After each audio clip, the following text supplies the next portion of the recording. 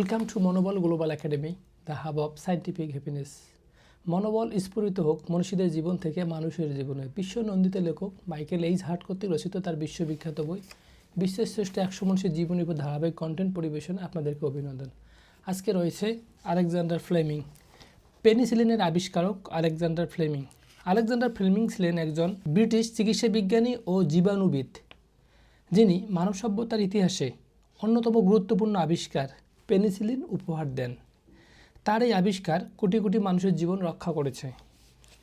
6 August 1861 সালে স্কটল্যান্ডে তিনি জন্মগ্রহণ করেন।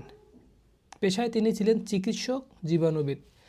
ফ্লেমিং লন্ডনের সেন্ট মেরিজ হসপিটাল মেডিকেল স্কুলে অধ্যয়ন এবং গবেষণা করেন।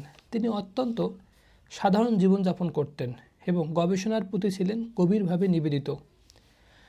1928 সালে একদিন তিনি লক্ষ্য করেন একটি ছত্রাক তার ল্যাবের ব্যাকটেরিয়াকে ধ্বংস করছে।